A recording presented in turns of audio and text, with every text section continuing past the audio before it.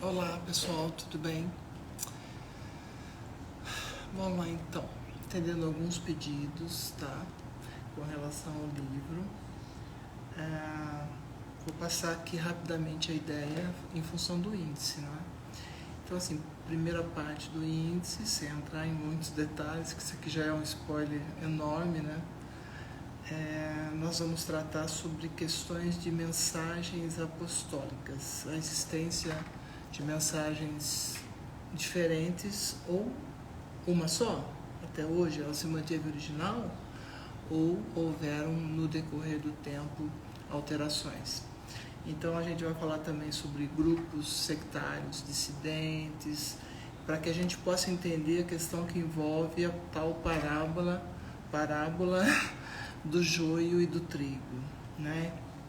E para isso a gente vai ter que descobrir qual foi o primeiro grupo, a primeira seita que surgiu decorrente do contato direto com o que para alguns é o Messias de Israel, para outros é mais um profeta, enfim, não importa como você veja essa realidade, mas trazendo a questão da importância, sob o ponto de vista da legitimidade dos ensinos, né? Olhando essa parábola do joio e do trigo sobre um ponto de vista em comum, né? Isso vai nos dar e nos informar sobre a legitimidade dos ensinos, tá bom? Então, assim, aí nós vamos trazer também nesse livro um texto inédito. Assim, honestamente falando, eu acho que deve ser raríssimas. As pessoas que eu conheço, nenhuma delas sabia da existência de um grupo chamado Netzarim. Nós vamos falar sobre eles, nós vamos falar sobre como é que isso aconteceu, como é que isso correu e como é que eles continuam até os dias de hoje, tá? Nós vamos entender também a questão da influência no tempo, no espaço, nas culturas. A cultura helênica, grega, teve uma influência incrível sobre o texto das escrituras. Nós vamos estar falando aí de um pouco antes do século I, alguns 200, 300 anos antes do século I, até os dias de hoje, tá? E aí nós vamos verificar como era no início o judaísmo e as origens do cristianismo, a partir dos ensinamentos propostos, difundidos, e aí como é que entrou a figura de Paulo nesse contexto. Basicamente, judaísmo e cristianismo, o cristianismo primitivo e o judaísmo antigo. Aí nós vamos voltar para os dias de hoje para entender, né, o que isso se transformou, o que é isso nos dias de hoje, o que é o cristianismo hoje, o que é o judaísmo hoje, e o que os Netzarim são, o que eles fizeram, o que eles praticaram, o que eles ensinaram. Nós vamos entender e refletir sobre isso. Sequencialmente, nós vamos tratar de inúmeros textos dos manuscritos do Mar Morto, como que essa descoberta ocorrida no ano de 1947 pode afetar os estudos bíblicos modernos, o que isso muda no entendimento do texto bíblico. E é uma questão que aflige a maioria das pessoas, né? Se isso altera ou não altera a questão da salvação e da vida eterna dessas pessoas. Nós vamos falar sobre os discursos de ódio religiosos, né? Qual o mais antigo discurso de ódio que existe e o que nós temos também historicamente sobre essa questão dos discursos de ódio religiosos. Vamos falar dos mais conhecidos atualmente, que basicamente são 4. Poderíamos transferir com 3 ou 5, dependendo dos enfoques que se dê para essa análise, né? Uma análise, diga-se de passagem, a partir do idioma hebraico, portanto, não a partir de traduções que surgiram no grego, latim e até os dias de hoje em português, né? Aí nós vamos entender essa questão que envolve o antissemitismo bíblico, envolve a misoginia, homofobia e a transfobia, dentre outros discursos de ódio muito comuns, né? Praticados por religiosos, líderes religiosos, e nós vamos verificar também em que é que eles se baseiam, uma vez que no texto original, tanto em hebraico quanto em grego, não existem essas palavras. Isso é uma coisa assim que vai dar uma repercussão muito séria, porque além da reflexão, isso estabelecemos assim uma visão concreta sobre a realidade do que é original e do que não é original, do que foi acrescentado e do que não foi acrescentado, com as implicações que existem sobre adicionar ou retirar passagens das palavras consideradas, né, palavras do Eterno. Lembrando que idioma sagrado é hebraico, é o hebraico. Grego não é idioma sagrado, português, latim, francês, qualquer outro idioma não é considerado sagrado do ponto de vista das escrituras. Isso vai ficar bem claro. Então, se você acredita que um texto traduzido é sagrado, lamento informar, mas não é. Simplesmente não é. E aí nós vamos encontrar e definir o que é, o que não é cada um desses discursos de ódio.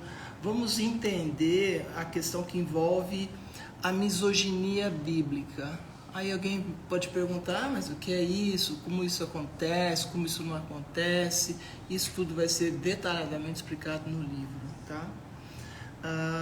E a questão que envolve os discursos contra homossexuais, baseados em textos e passagens do Antigo Testamento, o que por si só, para quem se diz seguidor da lei da graça, não faz o menor sentido, se você vive na lei da graça, trazer e invocar artigos da lei mosaica, da qual você, por ser cristão, tecnicamente rejeitou juntamente com Paulo, que foi o primeiro a fazer a rejeição dessas questões que envolvem tanto a Torá, que é o texto sagrado, literalmente em hebraico, e também da Tanar. Tanar é um acrônimo para Torá, que é a lei e o ensino, preferencialmente a melhor é o ensino, e também os Neviim. Neviim é plural, significam os profetas, tá? E aí tem muita gente que confunde, é o profeta maior, profeta menor, ignorando completamente que isso não tem nada a ver com a importância, porque todos os profetas foram e são importantes. Isso tem a ver com a quantidade de escrito de cada um desses profetas que foi encontrado. Isso é uma coisa importante que não vem isso escrito nas traduções, a gente vê as pessoas falando tantas coisas fora daquilo que é o texto, o contexto original, né? E aspectos que envolvem as pessoas fazerem julgamentos, pré-julgamentos, no sentido de, vai para o inferno, isso, aquilo, esse terrorismo religioso desnecessário, sem fundamento, na própria tradução não tem fundamento isso, né? De fato, você não encontra essas palavras nas traduções, em nenhuma delas. Ainda repetindo, traduções inclusive para o português, mas você encontra falhas terríveis nessas traduções, que envolve a questão do nome do Salvador, que envolve a questão das traduções de nomes, lugares, pessoas, e tudo isso é ricamente debatido no nível acadêmico, debatido no nível dos idiomas hebraico, grego, latim, português, de tal maneira que todos os idiomas são devidamente situados no tempo e no espaço, mostrados, e o texto correspondente colocado dentro do livro para qualquer tipo de consulta, leitura, pesquisa, porque a intenção desse livro é abrir a mente de todos, sem exceção, em especial das pessoas que são useiras e vezeiras, vou usar um termo assim, na utilização de discursos de ódio, completamente, eu posso dizer com muita tranquilidade, contra tudo que existe escrito nas Bíblias, ainda que nas traduzidas, tá certo? Porque se você lembrar lá em Apocalipse 22, 18 e 19, existe uma sentença muito severa, muito séria para quem acrescenta e para quem retira textos das Escrituras. Então, os discursos de ódio são acréscimos não escriturais, né? Porque não se encontra isso nos textos.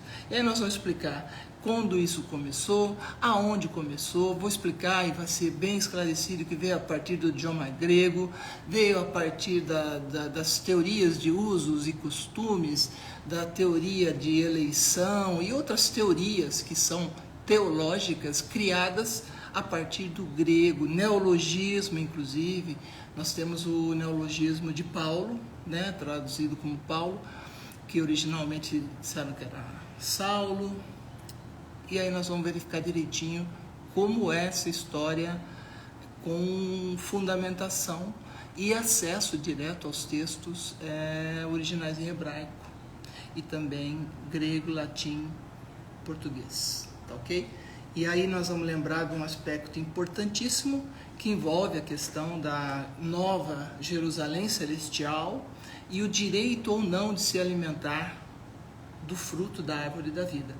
Isso tudo está devidamente esclarecido no texto que compõe essa obra. Então essa obra ela tem por objetivo uma reflexão profunda, séria, sobre aquilo que as pessoas creem, repetem, vivem, morrem acreditando que seja o correto, que seja exatamente a vontade do Eterno, a palavra do Eterno.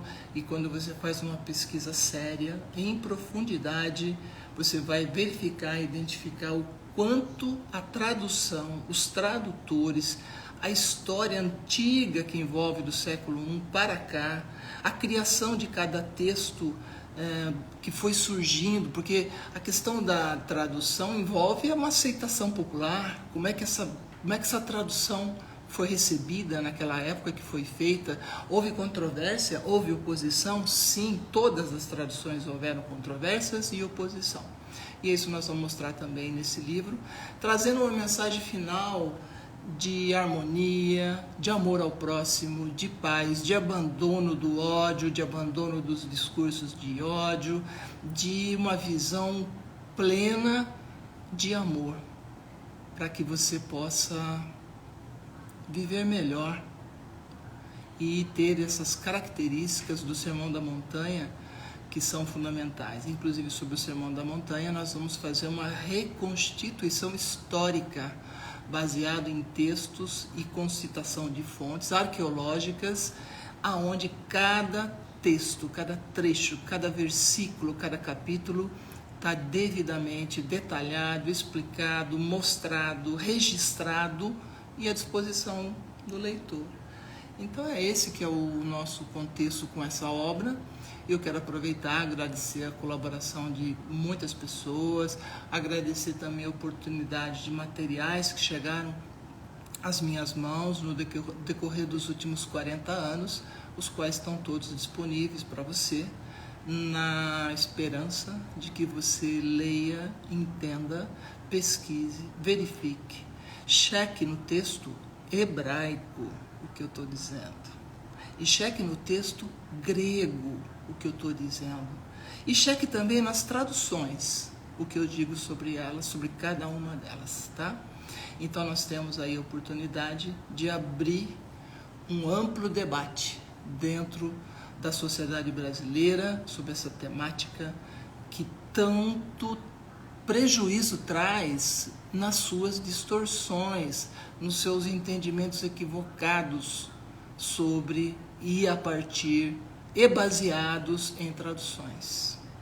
Tá bom? É isso. Obrigada pela atenção e espero que para breve esse livro esteja disponível, inicialmente na Google Livros, né, que é o aplicativo Google Play, que tem livros também, para que você possa mergulhar nesse universo de informações trago informações recentes obtidas a partir de estudos, certificados e cursos realizados também na Universidade Hebraica de Jerusalém, em centros internacionais de estudo e de livros que são todos devidamente citados, reproduzidos e informados para você, com muito amor, muito carinho e com muita verdade. Por favor, sejam todos, né? Todos muito bem-vindos. E é um momento histórico na sociedade brasileira, onde a gente vai partir para o entendimento religioso inclusivo, diverso, aberto, verdadeiro, e ao mesmo tempo você vai ter oportunidade de entender as altercações, as adições, as alterações realizadas pelos tradutores no decorrer dos tempos e dos séculos, tá? Nós vamos falar também sobre a criação do universo de acordo com Gênesis, Bereshit, Aleph, ou Gênesis 1, Bereshit Bet, ou Gênesis 2, aonde a estrutura e a criação do universo são diferentes. Não sabia? Leu a Bíblia inteira o tempo todo e acha que sabia tudo e não prestou atenção nisso? Nós temos um capítulo dedicado a esclarecer detalhadamente sobre isso também. Tá bom? Desejo sucesso absoluto para todos e que essa obra sirva ao seu propósito, que é de reflexão, instrução e, por que não dizer também, de desconstrução de mitos, paradigmas, falsas crenças, falsos paradigmas. Tá bom? Beijo grande. Até mais. Até lá, né? Tchau.